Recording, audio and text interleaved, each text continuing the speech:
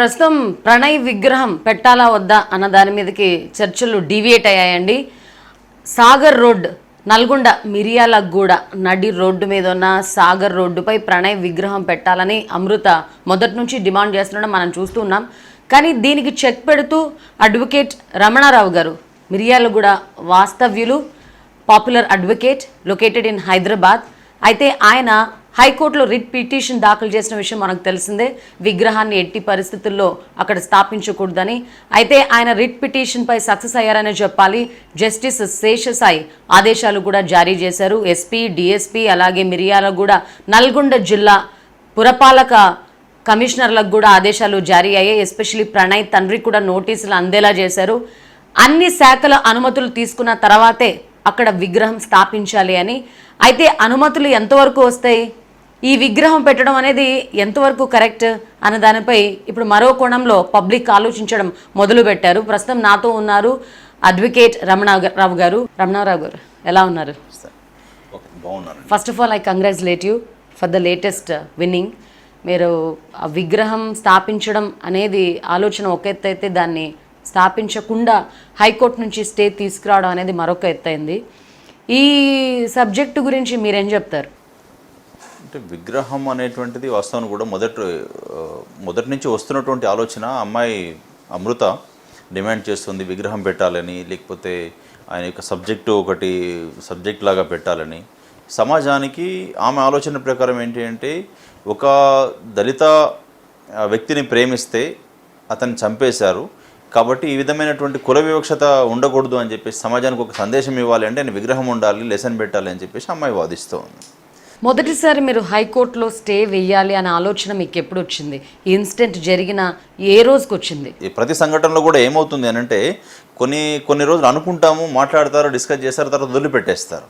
కానీ మిర్యాలగూడలో జరిగిన సంఘటన ఏంటి అని అంటే, సార్ ఆ విధంగా మనం కూడా ఏదో సార్ కొన్ని డిమాండ్స్ పెట్టింది అమ్మాయి, తర్వాత సార్ దాన్ని కొంచెం ఆలోచన చేస్తూ తర్వాత పక్క డిబేట్ అవ్వడానికి అవకాశం ఉంది అనుకున్నాము.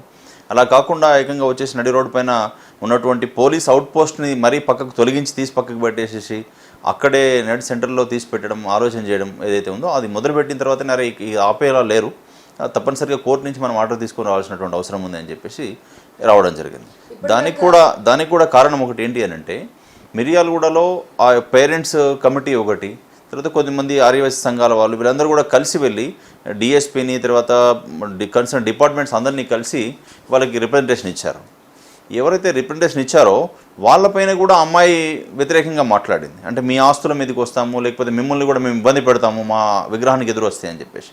అంటే అది లోకల్గా స్టాండ్ తీసుకున్నప్పుడు ప్రతి ఒక్కరిని ఐడెంటిఫై చేసి భయపెట్టేటువంటి పరిస్థితికి వచ్చింది. అందుకోసం మాత్రమే నేను హైకోర్టును ఆశ్రయించడం జరిగింది. ఒక 18 సంవత్సరాల వయసు గల ఒక అమ్మాయి ఎస్పీ, డిఎస్పీ స్థాయి వ్యక్తుల్ని కూడా బెదిరించే స్థాయికి వచ్చిందంటే తన వెనకాల ఉన్న మనుషులు కానీ, తన వెనకాల ఉన్న ఇన్ఫ్లుయెన్స్ కానీ ఎలాంటిది అనుకుంటున్నారు? ఇది వ్యక్తిలో ఇన్ఫ్లుయెన్స్ అనేటువంటిది కాదు, కేవలం అమ్మాయి వాపు చూసి, మనం ఒక సామెత ఉంది, వాపు చూసి బల్బు అనుకుంటున్నాం అని చెప్పేసి. ఆ విధంగా కొద్దిమంది ఎవరో వచ్చేసి మీడియా ఛానల్సో, లేకపోతే కొద్దిమంది ఏదో సంఘాల యొక్క సానుభూతి పరులో వచ్చేసి పరామర్శించేసి నీకెందుకమ్మా మేము ఉన్నాం, మేము అట్లా చేస్తాం ఇట్లా చేస్తామని చెప్పడంతో దాని కారణంగా ఆమె అందరూ నా వైపే ఉన్నారని చెప్పేసి అనుకుంటుంది. అది తప్పు విషయం. ఎవరు వాళ్ళు చెప్తారు, ఈరోజు రేపు పక్కకి వెళ్ళిపోతారు. వాళ్ళందరూ కూడా ఆమె ఏమంటే ఉండేటువంటి వాళ్ళు కాదు. వాళ్ళ డే టు డే యాక్టివిటీలో ఎవరు కూడా వాళ్ళు ఇన్వాల్వ్ అయ్యి పనిచేసేటువంటి వాళ్ళు, ఆమెకు సహకరించేటువంటి వాళ్ళు కాదు. ఆ విషయాన్ని అమ్మాయి అర్థం చేసుకుంటే బాగుంటుంది. అయితే ఈ ప్రణయ్ విగ్రహానికి సంబంధించి మీరు గ్రౌండ్ వర్క్ చేసినప్పుడు ఎటువంటి హోంవర్క్ లేకుండా అయితే మనం ముందుకెళ్ళాం, వీ కుడెంట్ గో అహెడ్. మీరు గ్రౌండ్ వర్క్ చేసినప్పుడు, సర్వే చేసినప్పుడు మీరు తెలుసుకున్న వాస్తవాలు ఏంటి? ప్రణయ్కి సంబంధించినటువంటి విషయంలో ఏమైంది అంటే, నేను ఒక వ్యక్తిగా మా మిర్యాలగూడ టౌన్లో ఉన్నటువంటి దాని ప్రకారం చాలామంది దేశ నాయకుల యొక్క విగ్రహాలు ఉన్నాయి. ఈవెన్ ఎవరైతే సోకాల్డ్ దళిత సంఘాల పేర్లతో ఎవరైతే ప్రదర్శన చేస్తున్నారో, ఎవరైతే గొడవ చేస్తున్నారో వాళ్ళకి నేను ఒకటే విషయం చెప్పదలుచుకున్నా. ఏ ఊర్లో కూడా అంబేద్కర్ విగ్రహం ఒకటే ఉంటుంది. కానీ ఇదే ఒకే సాగర్ రోడ్డు పైన 2 అంబేద్కర్ విగ్రహాలు ఉన్నాయి. పులే విగ్రహం ఉంది, ఇంకొక సాకల ఐలమ్మ విగ్రహం ఉంది. ఇవన్నీ కూడా మరి దళిత వర్గానికి సంబంధించినటువంటి వాళ్ళవి, లేకపోతే బలహీన వర్గాలకు సంబంధించినటువంటి వాళ్ళ విగ్రహాలే ఉన్నాయి ఒక రకంగా చెప్పాలి అని అంటే. కానీ మరి వాటి నుండికి లేనటువంటి వ్యతిరేకత, ఏ రోజు కూడా మరి మిర్యాలగూడ టౌన్లో ఎక్కువ మెజారిటీ ఉన్నటువంటి వైశ్య కమ్యూనిటీ ఏ రోజు కూడా విగ్రహాలకు వ్యతిరేకించలేదు, వాటికి చందాలు ఇచ్చారు విగ్రహాలు పెట్టడానికి. ఈ రోజుకు కూడా ఎవరు ఆ విగ్రహాలు ఆ పుట్టినరోజు వచ్చినా వర్ధంతి వచ్చినా ఏదో వచ్చినా కానీ దానికి సంబంధించినటువంటి చేయాలంటే మళ్ళీ అగ్రవర్ణాలు సోకాళ్ళు అగ్రవర్ణాలు ఎవరైతే అంటున్నారో వాళ్ళ దగ్గర నేను చందాలు తీసుకొని వెళ్ళి కార్యక్రమాలు చేస్తున్నటువంటి సందర్భాలు కనిపిస్తున్నాయి. ఇటువంటి సందర్భంలో ఎవరికి వ్యతిరేకించిన వాళ్ళు కేవలం వ్యక్తిగతంగా ఒక ప్రణయ్ అనేటువంటి ఒక పిల్లవాడు చేసినటువంటి తప్పు, తను ఆవేశపడము, అతని ఆవేశం అతని యొక్క ఉత్సాహం కారణంగా ఇవాళ మారుతిరావు కుటుంబం ఇబ్బందుల పాలైపోయింది, రోడ్డు పాలైపోయింది, జైలు పాలైపోయాడు అతను. దళిత వర్గాలకు సంబంధించి గతంలో మారుతిరావు చాలా సందర్భాల్లో చందాలు ఇచ్చారు.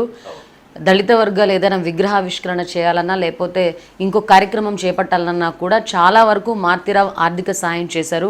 ఈరోజు ఆర్థిక సాయం చేసిన వ్యక్తికే వీళ్ళు వ్యతిరేకంగా మాట్లాడుతున్నారని అది ఎంతవరకు వాస్తవం? మిర్యాలగూడ టౌన్ కానీ పరిసర ప్రాంతాలకు సంబంధించినటువంటి వాళ్ళు కానీ నాకు స్వతహాగా తెలిసినటువంటి దాని ప్రకారం చెప్తున్నాను. ఏదో ఊహాజనితంగా చెప్పేటువంటిది కాదు. ప్రతి ఒక్క సంఘం ఇవాళ సోకాళ్ళు దళిత సంఘాల పేరుతో పనిచేస్తున్న వాళ్ళు, కమ్యూనిస్ట్ సంఘాలతో పనిచేస్తున్నటువంటి వాళ్ళు, పౌర హక్కుల సంఘాలతో పనిచేస్తున్న వాళ్ళు అందరూ కూడా మారుతిరావు యొక్క డబ్బులతో ఎదిగినటువంటి వాళ్ళు, మారుతిరావు యొక్క డబ్బులు తీసుకొని కార్యక్రమాలు చేసినటువంటి వాళ్ళు. వీళ్ళందరూ కూడా ఇవాళ అతనికి ఏదో ఇబ్బంది అయింది కదా అని చెప్పేసి ఆయనకి యూటర్న్ తీసుకొని వ్యతిరేకంగా మాట్లాడుతున్నటువంటిది అది నాకు కొంచెం ఇబ్బంది అనిపించింది. ఇంకా కొంతమంది అంటున్నారు మారుతిరావుకి అక్కడ బాగా పేరుంది, ఆయన మంచి వ్యాపారవేత్త, he is into real estates కూడా, ఆయనకి మంచి అసోసియేషన్ ఉంది. కానీ అంతే రేంజ్లో ఒక డబ్బున్న వ్యక్తులకు సాధారణంగా వ్యతిరేకత, శత్రువులు ఎలా ఉంటారు, మారుతిరావుకు కూడా శత్రువులు ఉన్నారు. ఆ శత్రువులు కూడా అమృత వైపు నుంచి ఇలా మాట్లాడిస్తున్నారు అనే వాదన ఉంది. అవునవును, రాజకీయంగా అతను కొంత ఇబ్బందికరమైనటువంటి పరిస్థితులు ఉన్నాయి. యాక్చువల్గా అందుకోసమనే అధికార పార్టీ వైపు ఉండాలన్నటువంటి ఆలోచనతో రీసెంట్లీ అధికార పార్టీలో జాయిన్ అవ్వడం జరిగింది. అయినప్పటికీ కూడా దాంట్లో 2-3 వర్గాలు ఉండడం, వాళ్ళందరూ కూడా ఇతనికి వ్యతిరేకించడము. తర్వాత కులంలో మొన్న రీసెంట్లీ జరిగినటువంటి బొడ్రాయికి సంబంధించినటువంటి కార్యక్రమం కూడా ఒకటి మిర్యాలగూడలో జరిగింది. దాంట్లో కూడా 2 వర్గాల మధ్యన ఇబ్బంది అవ్వడము, డిస్కషన్స్ రావడము, ఆ కమ్యూనిటీ పరంగా కూడా 2గా విడిపోవడం జరిగింది. ఇది కూడా కొంత వ్యతిరేకత చూపిస్తుందని చెప్పొచ్చు. మనం వాళ్ళు కూడా ఎంకరేజ్ చేస్తున్నారు ఈ విషయాన్ని కూడా చెప్పొచ్చు. లేకపోతే ఏమంటారంటే ఒక సంఘటన జరిగిన తర్వాత 1 రోజు 2 రోజుల్లో అయిపోతుంది, వారం రోజుల్లో అయిపోతుంది ఒక సంఘటన జరిగిన తర్వాత. కానీ అదే మనం ఈ సంఘటన చూస్తే ఇప్పుడు గత 10-15 రోజులుగా కంటిన్యూగా ఒక్కొక్క ఎపిసోడ్ పెరుగుతూనే వస్తుంది. అతని చివరికి నిన్న కూడా అతని ఇంటిపైన, తర్వాత అతని ఆస్తులపైన ఒకసారి పోలీసు వాళ్ళు వాకప్ చేయడం జరిగింది. అంతా కూడా జరిగింది. అంటే దీని వెనక ఏదో నడుస్తుందని చెప్పొచ్చు. మిర్యాలగూడలో ఇప్పటిదాకా పరువు హత్యలు చాలా జరిగాయి. కానీ ఈ అమృత ప్రణయ్ ఇష్యూ ఇంత హైలైట్ అవ్వడానికి, ప్రతి మీడియా వ్యక్తి ఇంటి దాకా వెళ్ళి ఇంటర్వ్యూ చేయడానికి కారణం ఏంటంటారు? అంటే పరువు హత్యలు జరిగాయి, ప్రేమ వివాహాలు చాలా జరిగాయి. ప్రేమ వివాహాల్లో ఖచ్చితంగా 100కు 90% యాక్సెప్ట్ ఉంటేనే జరిగాయి. 100కు 90% మంది ఆమోదించారు ప్రేమ వివాహాలని. కేవలం ఒక 10% మాత్రమే ఉంటుంది. వాళ్ళు కూడా సరే ప్రేమ పెళ్లి తర్వాత విడిపోవడమో, లేకపోతే పెళ్లికి ముందు వాళ్ళిద్దరిని కౌన్సిలింగ్ చేయడమో, లేకపోతే ఇంకో విధమైనటువంటి విషయాల కారణంగా జరిగింది. ఈ ఒక్క విషయంలో మాత్రమే రాజకీయంగా ఉన్నటువంటి కొద్దిమంది శక్తుల వల్ల, లేకపోతే వాళ్ళకి ఎంకరేజ్ చేయడం కారణంగా, వాళ్ళని మీడియాకి ఎక్కువ ఇన్ఫర్మేషన్ ఇవ్వడం కారణంగా మాత్రమే ఈ విధంగా జరిగింది అంటున్నాను నేను. అంటే ఇప్పుడు ఒక 18 years అమ్మాయి, టెండర్ ఏజ్లో ఉన్న అమ్మాయి ఒక పార్ట్నర్ని కోల్పోయినప్పుడు తన మానసిక స్థితి చాలా దారుణంగా ఉంటుంది. ఏ మెడిటేషన్ సెంటర్స్కో లేకపోతే దూరంగా ఉన్న టెంపుల్స్కి వెళ్ళడము మనశ్శాంతిగా, ఎస్పెషల్లీ ఆమె ప్రెగ్నెంట్ కాబట్టి. కానీ ఈ టైంలో అలాంటి జాగ్రత్తలు, అలాంటి డీవియేషన్స్ ఏం లేకుండా పదే మీడియా ముందుకు వచ్చి ఇంటర్వ్యూలు ఇవ్వడం కానీ, పదే తన అగ్రెసివ్నెస్ని, తండ్రి మీద ఉన్న హేట్రెడ్నెస్ని ముందు పెట్టడం కానీ, ఇదంతా తన హెల్త్కి, తన మానసిక పరిస్థితికి కరెక్ట్ కాదు. కానీ Amrita is badly being influenced by surroundings or surrounding people and circumstances and maybe it is from political side అని చెప్పి, ఇది ఎంతవరకు వాస్తవం? అంటే ఆమె ఆ విషయాన్ని గ్రహించేటువంటి స్థితిలో లేదు.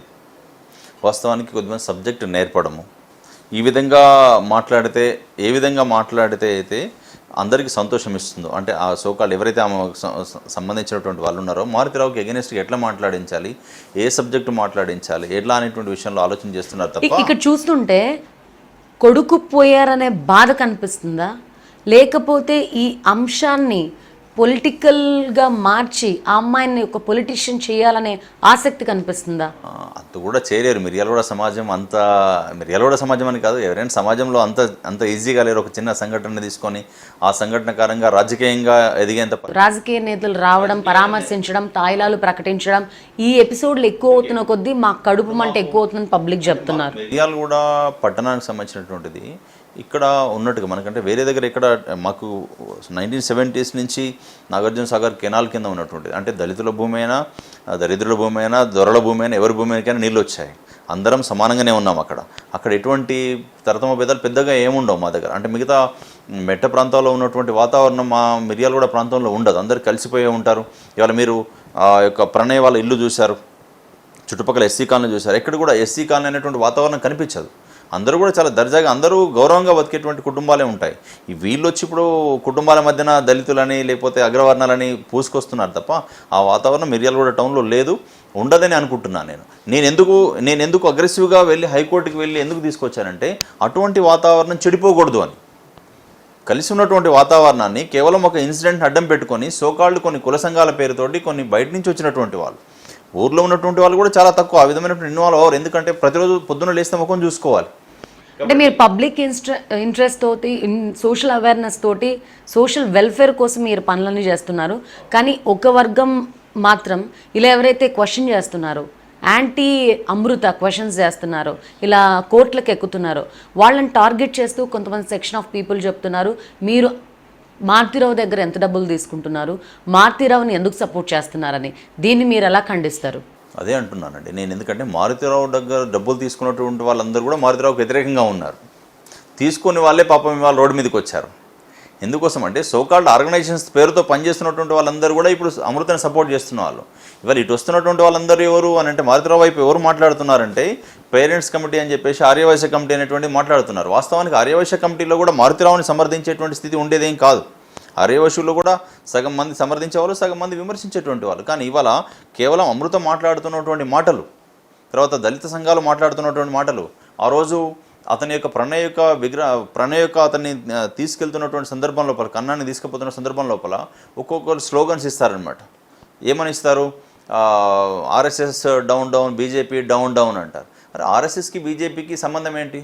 అక్కడ చంపినటువంటిది ఒక బీహార్కి సంబంధించినటువంటి ఒక కాంట్రాక్ట్ మర్డరర్, తర్వాత ఒక చంపించినటువంటి కాంట్రాక్ట్ ఎవరైతే వాళ్ళు ముస్లిము, ఇతను క్రిస్టియను, ఇతను వైశ్యాస్ కమ్యూనిటీకి సంబంధించినటువంటి వాడు. దీంట్లో మరి అన్ని మతాల వాళ్ళు అందరూ ఉన్నారు. అందరూ క్రిస్టియన్ ఉన్నాడు, ముస్లిం ఉన్నాడు, హిందూ ఉన్నాడు, అందరూ ఉన్నారు. అన్ని కులాల వాళ్ళు ఉన్నారు. ఒక రకంగా చెప్తే ఏమంటారు, ఈవెన్ వీరేశం కూడా ఉన్నాడు, అతను వీరేశం కూడా ఉన్నాడు ఎమ్మెల్యే అని చెప్పేసి అమృత చెప్తోంది. అంటే అతను ఎస్సీ కమ్యూనిటీకి సంబంధించినటువంటి వాడు. అమృత ఈ పరిస్థితుల్లో మీరు ఎలాంటి ప్రార్థనలు చేస్తున్నారు, దేవుణ్ణి ఏమని వేడుకుంటున్నారంటే, అతను అనింది నేను జీసస్, హిందూ, ముస్లిం ఇవన్నీ కాదండి, నేను ఖురాన్ చదువుతాను, బైబిల్ చదువుతాను, మన భగవద్గీత కూడా చదువుతాను, సబ్కా మాలిక్ ఏక్ హే అని తను చెప్పింది. ఆమెకు అంత నాలెడ్జ్ ఎక్కడిది, అంత చదివేంత స్థితి లేదు. ఇవన్నీ నేర్చుకున్నటువంటి మాటలు నేను స్వతహాగా ఖండిస్తాను అటువంటి విషయాల లోపల. ఎందుకంటే తనకు అంత విచక్షణ ఉంటే ఒక తల్లిదండ్రులని ఇంతగా ఇబ్బంది పెట్టి, అంటే ఒక కోటీశ్వరుడైనటువంటి ఒక మారుతిరావు, కోట్ల ఆస్తి కలిగినటువంటి, సమాజంలో పేరు కలిగినటువంటి వాడు, రేపు ఆ మర్డర్ జరిగిపోతే ఒకవేళ ఏమవుద్ది అనేటువంటిది అతనికి తెలుసు. అతను జైలుకు పోవాలి, కుటుంబం ఆగమవుతుంది, మీడియా పాలవుతుంది, ఇవన్నీ విషయాలు తెలిసి కూడా అంత కఠిన నిర్ణయం తీసుకున్నాడంటే అతని యొక్క మానసిక క్షోభను కూడా మనం అర్థం చేసుకోవాలి. మిర్యాలగూడ ప్రజలు మరొక విషయం చెప్తున్నారు, అమృతకు రోజు 2 పాస్టర్స్ ట్రైనింగ్ ఇస్తున్నారు, మీడియా ముందు ఎలా మాట్లాడాలి, పొలిటీషియన్స్ వస్తే ఎలా మాట్లాడాలి, ఇతర సోషల్ యాక్టివిస్టులు కానీ ఇతర సంఘాల వ్యక్తులు వచ్చి మాట్లాడితే ఎలా రియాక్ట్ అవ్వాలి అని చెప్పి. ఇది ఎంతవరకు వాస్తవం? బ్యాక్గ్రౌండ్ ఏం జరుగుతుందో మనకు తెలియదు. కాకపోతే ఏంటంటే నాకు తెలిసినంతలో నేనేంటి అంటే that's what I'm repeatedly asking you. మీరు ఏదో ఒక గ్రౌండ్ వర్క్ చేస్తుంటారు, అటువైపు నిజాలు తెలుసుకోకుండా మనం అయితే గుడ్డిగా కోట్ల దాకా వెళ్ళాం. Being a advocate, you might be having all the knowledge regarding Amrutha and what happening in surrounding her place అని. అంటే నేను వ్యక్తిగతంగానండి, వేరే ఏం లేదు. దాంట్లో అతని యొక్క విగ్రహాన్ని పెట్టడం కారణంగా సమాజంలో ఇబ్బంది కలుగుతుంది. తర్వాత ప్రశాంతంగా ఉన్నటువంటి మిర్యాలగూడలో రేపు ఎవరైనా వేరే వర్గానికి సంబంధించినటువంటి వాళ్ళు ఆ విగ్రహాన్ని అది అవమానపరిచే విధంగా ఏదైనా చేసినప్పుడు అది ప్రతిరోజు ఒక ఇన్సిడెంట్, ప్రతిరోజు ఘర్షణ వాతావరణం నిర్మాణం అవడానికి అవకాశం ఉంది. కాబట్టి దానికి నేను అపోజ్ చేస్తూ ఉన్నాను. గతంలో చూసాము, పరటాల రవి తండ్రి శ్రీరాములయ్య స్తూపాలని పెట్టడం కానీ, ఒక ప్రైవేట్ ప్లేస్లో వాళ్ళ ఊరికి దూరంగా పెట్టుకోవడం కానీ గ్రామానికి దూరంగా పెట్టుకోవడం కానీ చేశారు. ఒక వ్యక్తికి వ్యక్తిగతంగా వాళ్ళ మీద అభిమానం ప్రేమ కట్టలు తెంచుకున్నప్పుడు అలా పెట్టడం చూసాం. కానీ పబ్లిక్ ప్లేసెస్లో అయితే unless and until he is a politician or he is a social person పెట్టడం జరుగుతుంది. ఇది ఎంతవరకు కరెక్ట్ అంటారు అమ్మాయికి వచ్చిన ఆలోచన? అంటే అదేనండి, ఈ యొక్క పొలిటికల్ లీడర్స్ తర్వాత సోషల్ ఆర్గనైజేషన్స్ ఎక్కువ ఇన్వాల్వ్ అయి పనిచేయడం వల్ల మాత్రమే అంత అటువంటి కోరికలు కోరుకుంటుంది అమ్మాయి. అంటే మేము కోరుకుంటే ఏదైనా చేస్తారు, పబ్లిక్లో మాకు అంత క్రేజీ వచ్చింది, పబ్లిక్లో ఈ మర్డర్కి అంత విధమైనటువంటి అది వచ్చేసింది కాబట్టి మేము అడిగినటువంటి సాల్వ్ అవ్వడానికి అవకాశం ఉంది, మేము ఏదైనా చెప్పొచ్చు, మేము ఎటువంటి కోరికలైనా కోరుకోవచ్చుకునే స్థితికి అమ్మాయిని తీసుకెళ్లారు. గతంలో చాలామంది ప్రియుల్ని కోల్పోయినప్పుడు ఆమరణ నిరాహార దీక్షలు చేయడం కానీ లేకపోతే యాజిటేషన్లు ప్రొటెస్టులు చేయడం, రోడ్ల మీద ధర్నాలు చేయడం మనం చూసాం, మౌనరథాలు చేయడం కూడా మనం చూసాం. కానీ it's little bit tough and it's little bit different from all agitations. మీరేమంటారు? అంటే ఇప్పుడు ఆ అమ్మాయికి ఆ స్థితి లేదు, ధర్నా చేయాల్సినటువంటి అవసరం కానీ లేకపోతే ఇంకొకటి కానీ లేదు. ఎందుకోసం అంటే న్యాయ వ్యవస్థ తనకు చేయాల్సినటువంటి పని చేసింది. ఎవరైతే ఇప్పుడు రహస్యంగా చంపించాలి అనుకుంటే మరి తర్వాత చంపించవచ్చు, కనిపించకుండా చేయాలంటే కనిపించకుండా చేయొచ్చు. కానీ అతనిలో ఉన్నటువంటి కసి ఆ విధంగా బహిరంగంగా చంపేంత స్థితికి అతని యొక్క మానసిక స్థితిని తీసుకెళ్ళింది. మనము ఒక సైకాలజిస్ట్తో మనం డిస్కస్ చేయాలి వాస్తవానికి, ఎందుకు ఇతను ఇంత వికృతమైనటువంటి ఆలోచన ఎందుకు ఇతనిలో వచ్చింది, ఈ అమ్మాయి కూడా ఎందుకు ఈ విధంగా మాట్లాడుతోంది అంటే నా సొంత అనుభవం చెప్తున్నాను. నేను బయటికి పెట్టేసి వెళ్ళిపోయింది, కోర్టుకు వెళ్ళింది, కోర్టు నుంచి ఆర్డర్ తీసుకొని వెళ్ళిపోయింది. ఆ అమ్మాయికి అసలు ఈ సంఘటన కూడా ఈ జీవితం మర్చిపోయింది, ఈ జీవితాన్ని మర్చిపోయింది. ఈ ప్రేమ ఇవన్నీ ఏం లేవు, డైలాగులు ఏం లేవు. ఆ రోజు వాటేసుకొని మేము మేజర్లము మేము అట్లా అన్నటువంటి వాళ్ళు 4 రోజుల తర్వాత మర్చిపోయి వేరే వాళ్ళని పెళ్లి చేసుకొని వెళ్ళిపోయింది. కారణం ఏమంటారు అంటే నేను ఆ ఏజ్ గ్రూప్లో ఉండేటువంటి ఎఫెక్షన్, ఆ ఏజ్ గ్రూప్లో ఉండేటువంటి ఆ వాతావరణం టెండర్స్ అవన్నీ కూడా ఆ విధమైనటువంటి ప్రభావాన్ని చూపిస్తాయని. అంటే అమృత విషయంలో ఒకటి జరిగిందంటాను నేను. అమృతని వాస్తవానికి కూడా ఆర్థికంగా ఉన్నంత మాత్రాన కాకుండా ఎఫెక్షనేట్గా ఎవరు చూస్తారంటే, ప్రియుడు చూసినంత ఎఫెక్షనేట్గా తల్లిదండ్రులు చూడలేరు. ఒక వయసు తర్వాత అమ్మాయిని దూరంగానే పెడతారు, అమ్మాయిని కఠినంగానే చూస్తారు. ప్రియుడు ఎప్పుడైనా నీకు ఏం కావాలంటే తీసుకొచ్చి ఇస్తాడు, ఎక్కడికంటే అక్కడ తీసుకెళ్తాడు, బండి మీద తిప్పుతాడు, ఇవన్నీ చేయగలడు. కానీ తన తండ్రి ఆ విధంగా చేయలేడు. కాబట్టి అది మనము తండ్రికి ప్రేమ లేదని ఇతనికే ప్రేమ ఎక్కువ ఉందని మనం ఊహించడం అంటే అమ్మాయి యొక్క చిన్నపిల్లల మనస్తత్వం అంటాను నేను. అంటే నీ సైకాలజీ ఇంకా అంత డెవలప్ అవ్వలేదంటాను. అంటే నా క్వశ్చన్ ఫర్ యూ ఏంటంటే, ఇంతమంది వెళ్తున్నారు కదా, క్యూలు కట్టారు, అమృత వెళ్ళి ప్యాంపర్ చేయడం కానీ కన్సోల్ చేయడం కానీ ఓదార్చడం కానీ చేస్తున్నారు కదా, మీలాంటి వ్యక్తులు బిలాంగింగ్ టు మిరియాలు కూడా ఒక అమ్మాయి జీవితాన్ని బాగు చేసే క్రమంలో భాగంగా మీరెందుకు కలిసి ఒకసారి కౌన్సిల్ చేయలేదంట? అంటే జరగాల్సినటువంటి సంఘటన జరిగిపోయింది, అంతకుముందు మనకు కూడా తెలియదు వాస్తవానికి ఏం జరిగింది, దాని వెనుక ఏం జరిగింది అనేటువంటి విషయం మనకు తెలియదు. ఆ అమ్మాయి ఆ వయసుకు తగినటువంటి మాటలు కాకుండా పెద్ద వయసు తగినటువంటి మాటలు మాట్లాడుతోంది. ఇప్పుడు మీడియాకి వచ్చింది కాబట్టి మన దృష్టికి వచ్చింది కాబట్టి మనం ఇన్వాల్వ్ అయ్యాం. అంతకుముందు మన దృష్టికి రాలేదు, మనం ఇన్వాల్వ్ అవ్వాల్సినటువంటి అవసరం రాకపోయింది అనమాట. అంటే మనం చిన్నప్పుడు ఒక ఎగ్జాంపుల్ నేను అంటాను, ఒక స్కూల్లో చదువుతున్నటువంటి సందర్భం లోపల మనం ఎవరైతే పనిష్మెంట్ చేస్తారో టీచరు, అతను అప్పుడు తిట్టుకుంటాం మనం.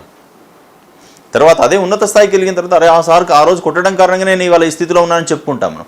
ఆ రోజు ఫ్రీగా వదిలిపెట్టినటువంటి టీచర్ని మనం ఈరోజు తిట్టుకుంటాం, మనం పెద్దగా ఎంత తిట్టుకుంటాం. కేవలం అలాగే మన జీవితంలో కూడా స్ట్రిక్ట్గా ఉన్నటువంటి పేరెంట్ ఇష్టం లేదు, మనకు ఇష్టపడట్లేదు మనం అతని గురించి. మనం తర్వాత ఇప్పుడు అమ్మాయి ఏమంటుంది, మా నాన్న అలా చేశాడు, అక్రమంగా సంపాదించాడు, సక్రమంగా సంపాదించాడు, అది చేశాడు. అరే సక్రమంగా సంపాదిస్తే ఆ రోజు బయటికి రావాలి, నీ సొమ్ము నాకేమొద్దు నాన్న, నేను తీసుకోనని చెప్పేసి అనాలి. నీకు తెలుసు కదా మీ నాన్న సంపాదన మార్గం. వాదన ఏంటంటే ఇక్కడ కొంచెం సెన్సిటివ్ థింగ్ ఏంటంటే, అమృత వస్తూ కొద్ది డబ్బు కొద్ది బంగారం కూడా తీసుకొచ్చింది అనే వాదన తల మీదకి వస్తుందండి. టౌన్లో వాళ్ళ సర్కిల్లో ఉన్నటువంటి వాళ్ళు చెప్పేది ఏంటంటే, పోయిన ప్రతిసారి అంటే ఇప్పటికీ ఒక 2-3 సార్లు ఆ విధంగా అమ్మాయి వెళ్ళడం, తర్వాత తీసుకొని రావడము, వెళ్ళిన ప్రతిసారి కొంత అమౌంట్ ఇచ్చి ఆ విధంగా ఏదో ఇంటర్నల్గా ఏదో జరిగింది, డబ్బులు ఇచ్చి తీసుకురావడం జరిగింది, ఆ డబ్బులతోటే కుటుంబం ఆ విధంగా ఉందని చెప్పడం జరుగుతుంది. తర్వాత ఆ అమ్మాయి చెప్తున్న ప్రకారం ఏంటి అని అంటే, మేము చాలా రిచ్ అండి, మా అత్తగారు వాళ్ళు కూడా రిచ్ అంటున్నారు. మీ అత్తగారు వాళ్ళు రిచ్ అయినప్పుడు తర్వాత ఆమెకి అన్ని ఎకరాల ఆస్తి ఉన్నప్పుడు అక్కడ డబ్బులకు సంబంధించినటువంటి విషయం కూడా రావట్లేదు, కులానికి సంబంధించినటువంటి విషయం కూడా పెద్దగా ఏం అవసరం లేదు. ఎందుకు ఒక వ్యక్తిని హత్య ఎందుకు చేయాల్సి వచ్చింది అనేటువంటి విషయం మనం కూడా మనం ఆలోచన చేసుకోవాలి. కొంతమంది జనాలు ఏమంటున్నారంటే, ఒకవేళ నిజంగా ప్రణయ్ వెనకల ఆస్తిపాస్తులు కోట్ల కొద్ది డబ్బులు ఉండుంటే ఈ హత్య జరిగేది కాదు. ఉన్నాయంటుంది కదా. ఇప్పుడు అమ్మాయి మిర్యాల కూడా హైవేలో 2 ఎకరాల పొలం ఉంది, కొన్ని కోట్ల ఆస్తి ఉంది అని మీరు చేసిన సర్వేలో బయటపడిన వాస్తవాలంటే నిజమేనా, ఉన్నాయా? పర్వాలేదు, కుటుంబం మంచిగానే ఉంటుంది. మరీ అంత ఉన్నతమైనటువంటి కుటుంబం కూడా పర్వాలేదు, ఆస్తిపాస్తుల విషయం లోపల పర్వాలేదు, వాళ్ళ కుటుంబాన్ని వాళ్ళు బతికించుకున్నట్టు. ప్రణయ్కి సంబంధించి ప్రణయ్ స్నేహితులతో మీరు వ్యక్తిగతంగా మాట్లాడారు. అసలు ప్రణయ్ ఎలాంటి వ్యక్తి అనే విషయాలు కూడా వెలుగులోకి వస్తున్నాయని చెప్పేసి మీరేమంటారు? అంటే నాకు తెలిసి నేను ఎవరితో మాట్లాడినా వాళ్ళు ఎవరు కూడా నాకు పాజిటివ్గా చెప్పలేదు. అందరూ కూడా నెగిటివ్గానే మాట్లాడారు.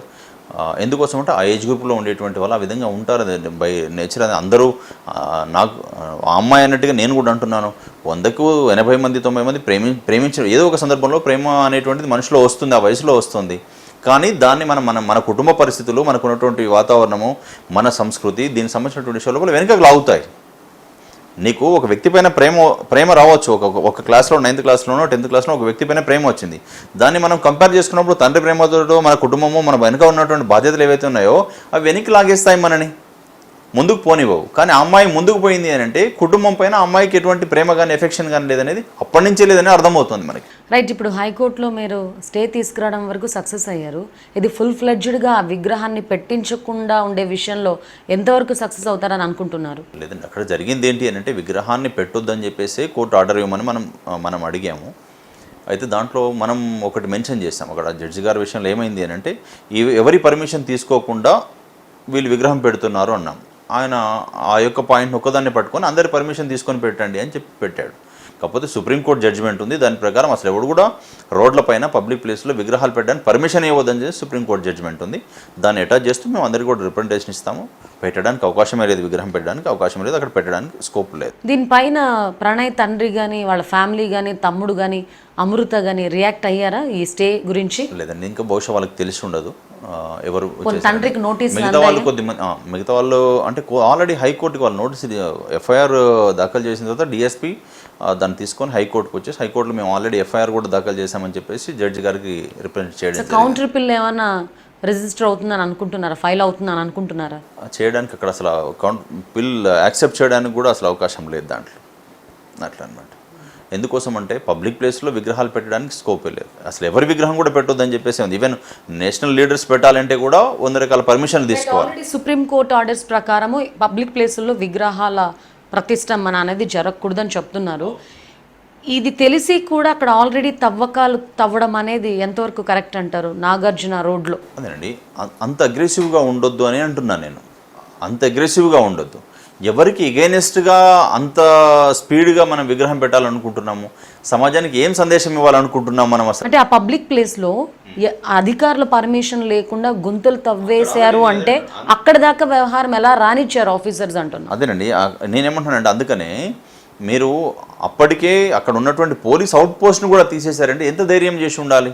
అంటే కేవలము కుల సంఘాల ముసుగులో ఇబ్బంది పెడుతున్నటువంటి వాతావరణం కనిపిస్తుంది మనకంటే. ఏమనంటే మేము అట్రాసిటీ కేసు పెడతామో లేకపోతే ఇంకోటి చేస్తామని మాట్లాడుతున్నారు, లేకపోతే మీ ఆస్తులపైన మీకు లేవా అని అంటున్నారు.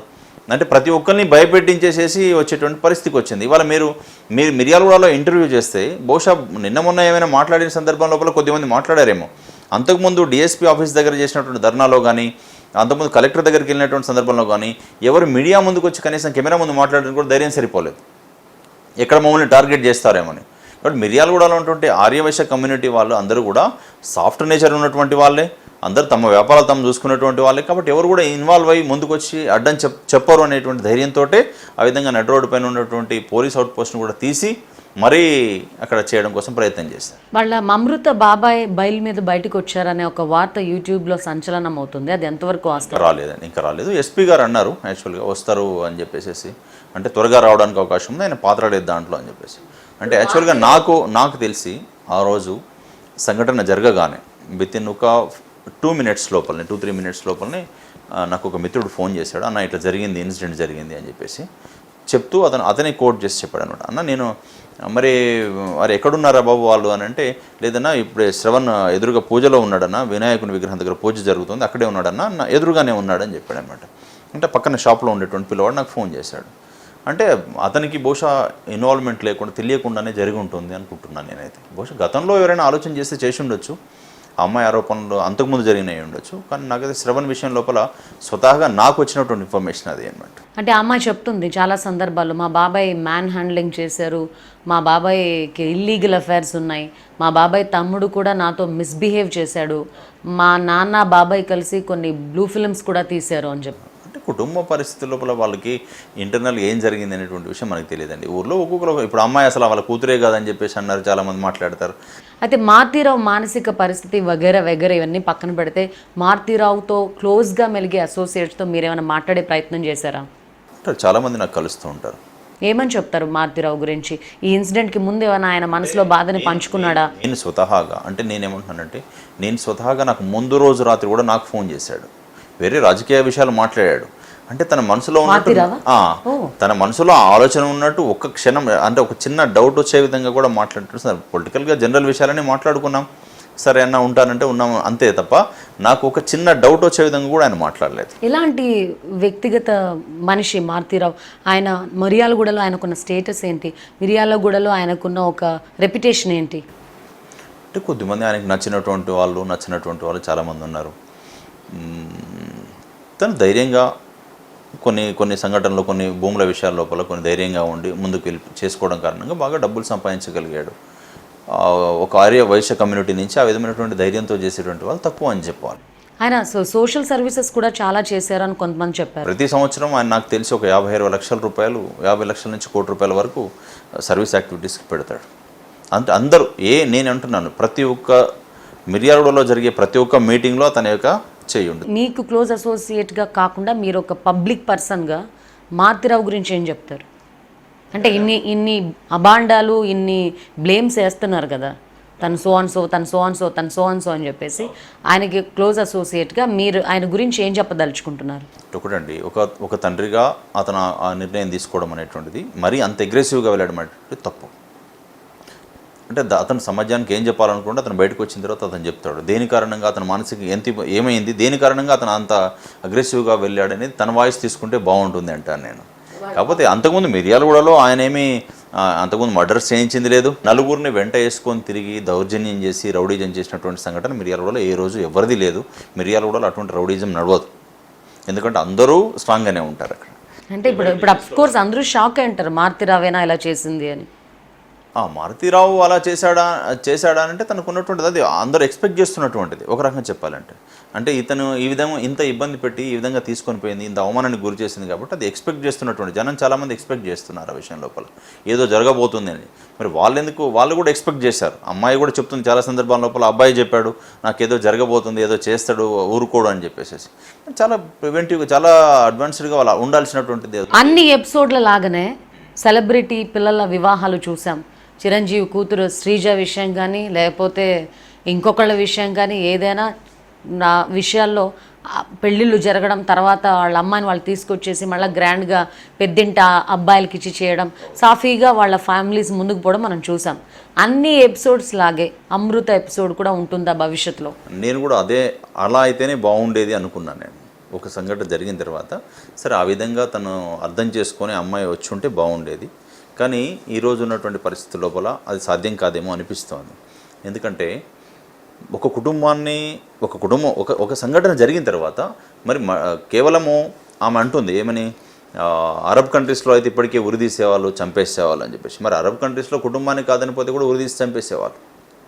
రెండు కోణాలు ఆలోచించాలి మనం. ఒక విషయం బల్లగుద్ది మరీ చెప్తోంది, ఇప్పుడు కాదు 5 సంవత్సరాల తర్వాత అయినా సరే నేను మీకు బాండ్ రాసిస్తాను, మా తండ్రిని ఉరి తీయాలి, అదే వెంజన్స్, అదే హేట్రెడ్నెస్ నాలో అట్లే ఉంటుంది 5 సంవత్సరాల తర్వాత కూడా. మంచిదేనండి, ఇప్పుడు న్యాయ వ్యవస్థ ఉంది. న్యాయ వ్యవస్థలో ఉరి తీస్తారా, తీయరా, లేకపోతే ఇంకోటి చేస్తారా, తను ఏ విధమైనటువంటిది, తన సాక్ష్యం చెప్తుంది, తనే పక్కన ఉంది కాబట్టి సాక్ష్యం చెప్తుంది.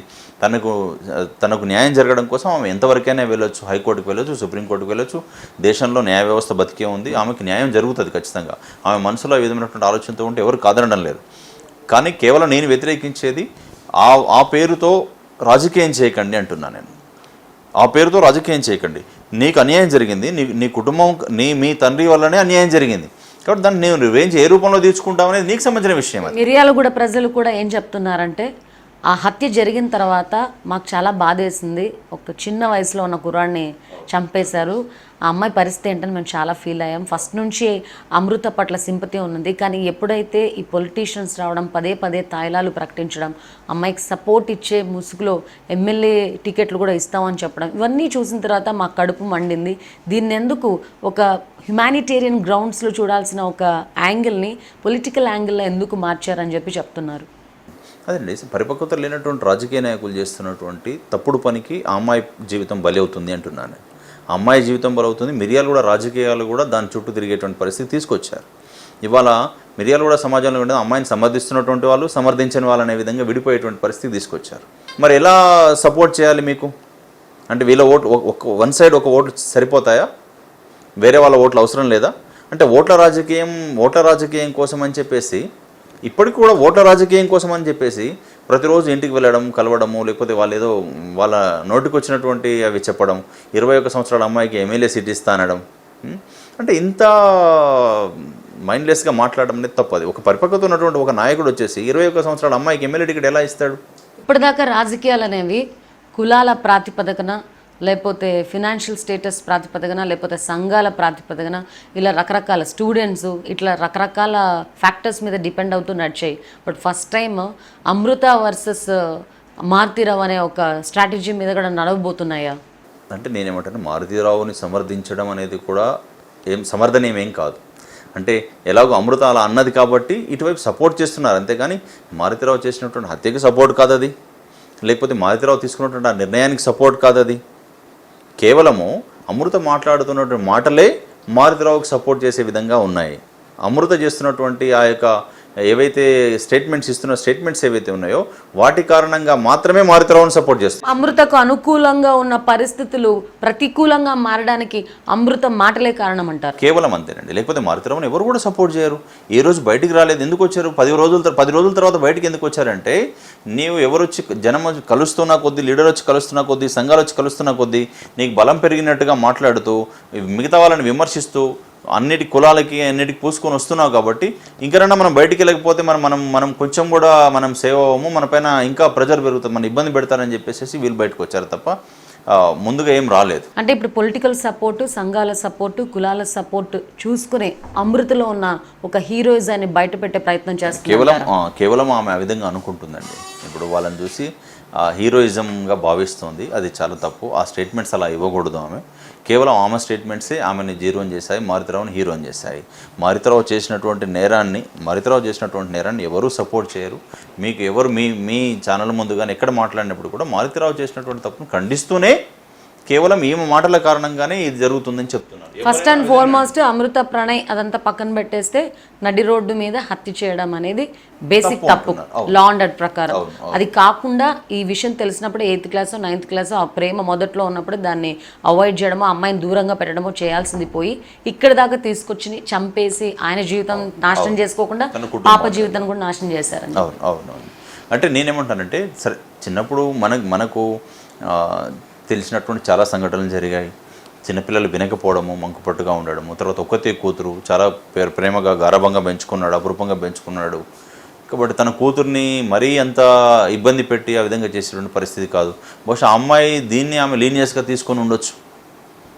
నేను ఒక్కతే కూతుర్ని, నన్ను ఏం చేయలేడు మా నాన్న, నన్నేం చేయలేడు, కాబట్టి నేను ఏం చేసినా నడుస్తుంది అని చెప్పేసి ఆ అమ్మాయి బహుశా అట్లా ఆలోచన చేయొచ్చు. రైట్. ఒక్కసారి ప్రణయ్ అమృత ఇష్యూ అనేది పక్కన పెడితే, ఆడపిల్లలు, టీనేజ్ గర్ల్స్, యూత్లో ఉన్న అమ్మాయిలు, ఇలా రక్తం పరుగులు తీస్తున్న ఉడుకు రక్తంలో ఏజ్లో ఉన్న అమ్మాయిల గురించి, వాళ్లకు సంబంధించిన హక్కుల గురించి మాట్లాడుకుందాం యాజ్ అన్ అడ్వకేట్. ఇప్పుడు అమ్మాయిలు సైబర్ క్రైమ్స్ అనేవి ఎక్కువైపోతున్నాయి. ఫర్ ఎగ్జాంపుల్, ప్రేమించి 18 సంవత్సరాలు 16 సంవత్సరాలు ప్రేమించినప్పుడు ఆ అబ్బాయిలకి న్యూడ్ పిక్స్ పంపించడం కానీ, న్యూడ్ వీడియోలు పంపించడం కానీ, బాగా ప్రేమ మత్తులో మునిగిపోయి వాళ్ళు ఏం చేస్తున్నారో తెలియట్లేదు. టీవీల్లో కానీ, పేపర్లో కానీ, యూట్యూబ్లో కానీ, సోషల్ ప్లాట్ఫామ్స్లో ఇన్ని సైబర్ క్రైమ్స్ జరుగుతున్నాయి. ఆ ఫోటోలతో మీ జీవితాలతో ఆడుకుంటారు అబ్బాయిలని తెలిసినా కూడా, టీవీ ఛానల్స్ మొత్తుకుంటున్నా కూడా పదే పదే పదే దీనికి సంబంధించిన కేసులు సైబర్ స్టేషన్స్లో ఫైల్ అవుతూనే ఉన్నాయి. ఆ ఏజ్ గ్రూప్లో ఉండేటువంటి ఆ విధంగా ఉంటుంది. తర్వాత మీరు అన్నట్టు ఏంటంటే, చిన్న చిన్న విషయాలకు వాళ్ళు భయపడడం లేదు, ఈ విధంగా జరుగుతుందని భయపడలేదు. ఒక్కొక్క ఇన్సిడెంట్ నేను చూస్తున్నాను స్వతహాగా. ఫేస్బుక్లో పరిచయమైనటువంటి వాడితోటి కూడా ఆమె పెళ్ళికి సిద్ధమవుతోంది. వాడు ఎవరో తెలియదు, ఎక్కడో తెలియదు, అతను ఫేస్బుక్లో చూసి ప్రేమిస్తున్నారు. అంటే తన చివరికి తెలిసేది ఏంటి అని అంటే వాడు ఎవడో నైజీరియనో ఇంకొకటి ఎవడో అయ్యి ఉండి ఆ విధంగా ట్రాప్ చేశారని చెప్పేసి. అంటే ఆ స్థితి వరకు వెళ్ళినటువంటి వాళ్ళు అంటే తన తల్లిదండ్రుల్ని కాదని, తను ప్రేమించిన తన తల్లిదండ్రులు కాదని, అందరినీ కాదని, కేవలం ఫేస్బుక్లో ముఖం కూడా తెలియకుండా వాళ్ళు మాట్లాడుతున్న మాటల్ని బట్టే ప్రేమిస్తున్నారంటే ఎంత తక్కువ ఆలోచనతో ఉన్నారో అర్థమవుతుంది. పాపం వీళ్ళతో కంపేర్ చేసుకుంటే అమృత పాపం చూసినటువంటి అమ్మాయి అతన్ని చూసినా సరే ప్రేమించింది ఒక రకంగా చెప్పాలంటే. వీళ్ళు అబ్బాయిని చూడకుండానే ప్రేమిస్తున్నారు. ఒక సీనియర్ చీఫ్ నాతో మాట్లాడుతూ చెప్పారండి, ఒక కాలు పోయిన అవిటి వ్యక్తి 230 అమ్మాయిలతో ఫేస్బుక్ అకౌంట్లు ఓపెన్ చేసి వాళ్ళని మాటలతో మభ్యపెట్టి, ఆర్థికంగా నాకు సరిగ్గా లేదు, ఆ ఫేస్బుక్ ప్రొఫైల్ చాలా క్వాలిటేటివ్గా పెట్టి, యూత్ఫుల్ ఫోటోగ్రాఫ్ ఎవరిదో పెట్టి ఈ అబ్బాయి ఆడుకుంటూ కొన్ని లక్షలు సంపాదించాడు. తీరా చూస్తే ఆయన అవిటి వ్యక్తి, చూడ్డానికి ఏం బాలేడు, పూర్ పర్సన్ అని చెప్పేసి అసలు మీ అమ్మాయిలు ఇలా ఎలా పడతారు అని అడుగుతున్నారు ఆయన. అవునండి, ఆ విధమైనటువంటి స్థితి ఉంది. అదే ఆ మానసిక స్థితి ఆ విధంగా ఉంది అంటున్నాను నేను. కాబట్టి మనము చాలా జాగ్రత్తలు తీసుకోవాలి. ఆ వయసులో ఇచ్చేటువంటి స్టేట్మెంట్లకు వాస్తవానికి మీడియా కూడా విలువ ఇవ్వకూడదు. ఆ వయసులో ఆమె చాలా పరిపక్వత ఉన్నటువంటి స్టేట్మెంట్స్ ఇవ్వడం లేదు. ఒకే ఇంటర్వ్యూలో మాట్లాడుతూ ఒకసారి ఏమో ఒక రకమైనటువంటి స్టేట్మెంట్ ఇస్తుంది, మధ్యలోకి వచ్చేసరికి ఒక రకమైన స్టేట్మెంట్ ఇస్తుంది, లాస్ట్కి వచ్చేసరికి ఆ రెండింటికి అగెనిస్ట్గా స్టేట్మెంట్స్ ఇస్తుంది. వీటిని గమనించాలి మనం. అవును, చాలా సందర్భాలు ఎమ్మెల్యే వీరేశం ఇన్వాల్వ్మెంట్ ఉందని ఒకసారి చెప్తుంది, మళ్ళీ నేను క్వశ్చన్ చేసినప్పుడు అది ఆ టైంని బట్టి నాకు అనిపించిందండి, బట్ ఇప్పుడు అది కాదు, నేను దాన్ని ఖండిస్తున్నాను అని చెప్తుంది. అలాగే ప్రేమ విషయంలో, తల్లిదండ్రుల విషయంలో కూడా మాట్లాడుతూ ఒక తప్పుడు స్టేట్మెంట్ ఇచ్చింది. కేవలం ప్రేమ కోసం కాదు, వాళ్ళ యొక్క ఎంజాయ్మెంట్ కోసం అని ఇచ్చింది. ఇక్కడికి వచ్చేసరికి నా బేబీని నేను చాలా జాగ్రత్తగా పెంచుకోవాలనుకుంటున్నాను, వాళ్ళు చేస్తేనేమో ఎంజాయ్, నీవు చేస్తేనేమో సంసారం, తర్వాత నీ కొడుకేమో చాలా ఉన్నతమైనటువంటి వాడిగా ఎదగాలి, నీ కొడుకేమో నీవు చెప్పినట్టుగా వినాలి, నీ ఆలోచన ప్రకారం పెరగాలి. వాళ్ళ కూతురు మాత్రం వాళ్ళ ఆలోచన ప్రకారం పెరుగుద్దా? వాళ్ళ కూతురు కూడా వాళ్ళ ఆలోచన ప్రకారం పెరగాలి కదా. నీ కొడుకు నువ్వు నీ ఆలోచన ప్రకారం పెంచుకుంటావు కదా. రేపు నీ కొడుకు గాలిగా తిరిగితే, రేపు పెద్దగా అయిన తర్వాత నీ కొడుకు కూతురు అయిన తర్వాత నీ పిల్లలు రోడ్డు వెంట తిరిగితే మాట వినకపోతే కొడతావా కొట్టవా? మన మాట వినకపోతే స్కూల్కి పోతే కొడతామా కొట్టామా, పని చేస్తామా చేయమా? ఏమంటే నీకైతే పెత్తనం ఉంటుంది, వాళ్ళకైతే పెత్తనం ఉండదా? నీ తల్లిదండ్రులకు ఒక రకమైనటువంటి న్యాయం, నీకు ఒక న్యాయం ఉంటుందా? కాబట్టి మనం ఒక తల్లిదండ్రుల వైపు నుంచి ఆలోచన చేసినప్పుడు ఖచ్చితంగా ఆ విధంగానే ఉంటుంది. తర్వాత ఆ వయసులో ఉండేటువంటిది దాన్ని మనం కాదనలేము. ఆ వయసులో మనం ఒక 15 సంవత్సరాలు దాటినటువంటి అమ్మాయి కానీ అబ్బాయి కానీ తల్లిదండ్రులు వ్యతిరేకంగానే కనిపిస్తారు, శత్రువులాగానే చూస్తారు. తల్లిదండ్రులు కూడా ఆ విధంగానే చూస్తారు, ఆ విధంగా ట్రీట్ చేయాలి. వాస్తవమే, అది ధర్మం ప్రకారం కూడా 15 సంవత్సరాలు దాటినటువంటి పిల్లలని తల్లిదండ్రులు శత్రువులాగానే చూడాలి. ఇది ధర్మం, మన ధర్మమే చెప్తుంది ఆ విధంగా. ఇప్పుడు ఆడపిల్లలు ఐఫోన్లో ఎలాంటి మోడల్స్ వచ్చాయి, ఈరోజు అడ్వాన్స్డ్గా వస్తున్న ఐప్యాడ్స్ ఏంటి, టెక్నాలజీలో మంచి కెమెరా పీసెస్ ఏంటి, ఇట్లా ఆలోచిస్తున్నారు కదా. ఆడపిల్లలకు సంబంధించి, వాళ్ళ రక్షణకి సంబంధించి ఎటువంటి చట్టాలు ఉన్నాయి, వాళ్ళ హక్కులేంటి అని తెలుసుకునే ప్రయత్నం చేస్తున్నారు. ఏమంటున్నారంటే మేము చాలా తెలివికల వాళ్ళం అనేటువంటి ఒక భావనలో ఉన్నారు. తర్వాత మాకేం కాదనేటువంటి భావనలో ఉన్నారు. తన దగ్గరకు వచ్చినప్పుడు మాత్రమే అది అర్థమవుతుంది. లేకపోతే ఫేస్బుక్లో చూసో లేకపోతే ఇంకొక దాంట్లో సోషల్ మీడియాలో చూసో ప్రేమిస్తున్నారు అంటే వాళ్ళకి నిజమైనటువంటి నాలెడ్జ్ లేనట్లుగా అనమాట. ఒక ఆండ్రాయిడ్ మొబైల్ కొనిచ్చి తండ్రులు చేతికి ఇచ్చినప్పుడు ఆ పిచ్చి తండ్రులు చాలామంది పచ్చబట్టనో ఎర్రబట్టనో ఉన్న చిన్న ఫోన్లు లోపల పెట్టుకొని వీళ్ళ కోసం లక్షల్లో ఖరీదు చేసే ఐఫోన్లు చేతికి ఇస్తున్నారు. ఆ ఫోన్ని ఎలా యూటిలైజ్ చేసుకోవాలో అర్థం కాక వాట్సాప్లోనూ ఇన్స్టాగ్రామ్లోనూ ఎక్కడ పడితే అక్కడ అబ్బాయిలతో చాట్ చేయడం, వాళ్ళ టైంపాస్కో ఇంకోటో. కానీ టైంపాస్గా అని కొట్టి పడేస్తున్నారు, కానీ చివరికి దాని పర్యవసరం చాలా ఉంటుందనే విషయాన్ని గ్రహించబోవడానికి కారణం ఏంటి? వాళ్ళ కుటుంబ పరిస్థితులు అండి. ఒక రకంగా ఇప్పుడు మనము మారుతిరావు కష్టపడి పెంచి పెద్ద చేసినటువంటిది ఏం కాదు. ఆయన ఆల్రెడీ ఉన్నటువంటి వాడు రిచ్గా పెంచాడు అమ్మాయిని. లేనటువంటి కుటుంబాల్లో లేని విధంగా తను కష్టపడుతూ కూడా తను మీరు అన్నట్టుగా చిన్న మొబైల్ పెట్టుకొని కుటుంబాన్ని చాలా కష్టపడుతూ పెంచి, కానీ కూతురికి మాత్రం అటువంటి కష్టం తెలియకుండా ఉండాలి అని చెప్పేసి ఉన్నటువంటి పరిస్థితులు ఉన్నాయి. నాకు రీసెంట్లీ జరిగినటువంటి ఒక సంఘటన చెప్పారు.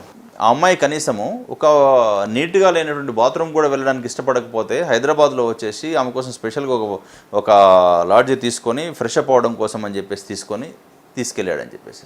అంటే అంత గారాభంగా తన కూతురుని చూసుకున్నటువంటి తండ్రి ఎవరైతే ఉన్నారో తన కూతురు యొక్క జీవితం పాడవుతూ ఉంటే, తన కళ్ళ ముందే తిరుగుతూ ఉంటే, తన కళ్ళ ముందే ఆ విధంగా ఇబ్బంది పెడుతూ ఉంటే అతనికి ఆ విధమైనటువంటి అంత ఆవేశం వచ్చింది. తన కుటుంబాన్ని తనకి ఏం జరుగుతుంది అనేది కూడా ఆలోచించినటువంటి ఆ కష్టం ఎవరికి రావద్దంట నేను. అమృతకు కానీ లేకపోతే మారుతిరావు కుటుంబానికి వచ్చినటువంటి కష్టం ఎవరికి రాకూడదు. చట్టాలు ఏంటంటే చట్టాలు ఏమున్నాయండి? అమ్మాయిలు ఫర్ ఎగ్జాంపుల్ ఒకడు ఫోన్లు చేసి రాంగ్ కాల్స్ చేసి వేధించిన, లేకపోతే నేను ఇందాక మాట్లాడాను న్యూడ్ పిక్స్ కానీ న్యూడ్ వీడియోస్ కానీ పంపించి ఈ ఫొటోస్ నేను వైరల్ చేస్తాను, ఈ ఫొటోస్ని నేను గూగుల్లో అప్లోడ్ చేస్తాను, యూట్యూబ్లో పెట్టేస్తాను, లేకపోతే XXX సి గ్రేడ్ సినిమా వాటిల్లో పెట్టేస్తాను అని చెప్పేసి తర్వాత ఇట్లాంటి కార్యక్రమాలు చేసే వాళ్లకు వీళ్ళు మెంటల్గా భయపడి దాని గురించి ఎవరితో షేర్ చేసుకోలేక లోపల కుమిలిపోతూ చాలామంది ఆత్మహత్యలు కూడా పాల్పడిన అమ్మాయిలు ఉన్నారు. ఇది ఒక రకమైనటువంటిది అండి. ఇప్పుడు లవ్ జిహాద్ పేరుతోటి ఆ విధమైనటువంటి నడుస్తూ ఉన్నాయి. ఇప్పుడు కేరళలో సుమారు గత 4 సంవత్సరాల్లో జరిగినటువంటి దాంట్లో 4,000 మంది అమ్మాయిలను ఆ విధంగా లవ్ జిహాద్ పేరుతో ట్రాప్ చేశారు. లవ్ జిహాద్ పేరుతో ట్రాప్ చేసిన తర్వాత హైకోర్టు లవ్ జిహాద్ దాంతో ట్రాప్ చేసిన తర్వాత అక్కడ ఒక సంఘటన జరిగింది. ఆ తర్వాత వాళ్ళు హైకోర్టుకు వెళ్ళి సరే ఈ విధంగా జరుగుతోంది, ఇది మతం పేరుతో చేస్తున్నటువంటి అది కేవలం వాళ్ళు కావాలని చేస్తున్నటువంటి ప్రేమ కాదు అని చెప్పేసి వాళ్ళు కోర్టుకు కేసు వేసిన తర్వాత అక్కడ హైకోర్టు ఆదేశించింది, ఇక్కడ ఉన్నటువంటి ఈ విధంగా సంఘటన జరుగుతున్నట్టు దానిపైన చేయండి అంటే చూస్తే అక్కడ హిందూ అమ్మాయిల్ని క్రిస్టియన్లు ముస్లింలు ఒక 4,000 మంది అమ్మాయిల్ని ఆ విధంగా ట్రాప్ చేసి పెళ్లి చేసుకున్నారు మతం మార్చడం కోసం. ఇప్పుడు దీని వెనుక ఆ విధమైనటువంటిది అది కూడా జరుగుతున్నాయి, అవి కూడా మనం గమనించాలి. అంటే దానికి సంబంధించిన యాక్ట్స్ ఏంటండి, చట్టాలే ఉన్నాయి? భారతదేశంలో చట్టాలు రోజు రోజుకు మారుతున్నాయండి. ఇప్పుడు ట్రాన్స్జెండర్ కూడా పెళ్లి చేసుకోవచ్చు. నిన్న ఒక యాక్ట్ వచ్చింది, సరే ఇల్లీగల్గా సెక్స్ అనేటువంటిది ఇల్లీగల్ కాదు అని చెప్పేసి వచ్చింది. ఈ విధంగా సుప్రీంకోర్టు యొక్క ఆదేశాలు, సరే న్యాయ వ్యవస్థ వేరు, తర్వాత ఉన్నటువంటి సంస్కృతి సాంప్రదాయం వేరు, తర్వాత మన ఆత్మాభిమానం వేరు. ఇప్పుడు సెక్షన్ 497 ఇంపాక్ట్ అనేది సొసైటీ మీద ఎస్పెషల్లీ యూత్ మీద ఎలాంటి ప్రభావం చూపించే ఛాన్సెస్? ఖచ్చితంగా చాలా తప్పుడు ప్రభావం చూపిస్తుంది. ఎస్పెషల్లీ మాకు ఇప్పుడు నేను ఉన్నటువంటి ఐటీ ఏరియా ఉంది, గచ్చిబౌలి ఏరియాలో ఇప్పటికీ కోలివింగ్ ఉన్నటువంటి వాళ్ళు చాలామంది ఉన్నారు, 1000 మంది ఉన్నారు ఆ విధంగా రూమ్స్ తీసుకున్నటువంటి వాళ్ళు. ఏం చెప్తుందండి 497 సెక్షన్ ప్రకారం ఏవేవి రూల్స్ పెట్టింది సుప్రీంకోర్టు? స్త్రీకి కూడా పురుషుడికి ఎలాగైతే స్వేచ్ఛ ఉంటుందో స్త్రీ కూడా అలాగే స్వేచ్ఛ ఉంటుంది. దాని ప్రకారం అంతకుముందు ఉన్నటువంటి దాని ప్రకారం భర్త యొక్క అనుమతితో స్త్రీ ఇంకొక దగ్గరికి మనం వెళ్ళొచ్చు అనేటువంటి ఒక చట్టం ఉంది, వెళ్ళొచ్చు అనేటువంటిది ఉంది. అంటే భర్త యొక్క అనుమతి అవసరం లేదు అనే విధంగా ఇప్పుడు మాట్లాడడం జరిగింది. దాన్ని ఎవరికి వీలైన విధంగా వాళ్ళు అన్వయించుకుంటున్నారు. అంటే ఇట్ ఇస్ లైక్ రీసెంట్ టైమ్స్లో ప్రాస్టిట్యూషన్ని లీగలైజ్ చేయాలని కొంతమంది యాజిటేషన్స్ మొదలుపెట్టారు. ఇప్పుడు సుప్రీంకోర్టు ఇలా ఇవ్వడం వల్ల రేపు ప్రాస్టిట్యూషన్ని కూడా లీగలైజ్ చేసే అవకాశం ఉంది.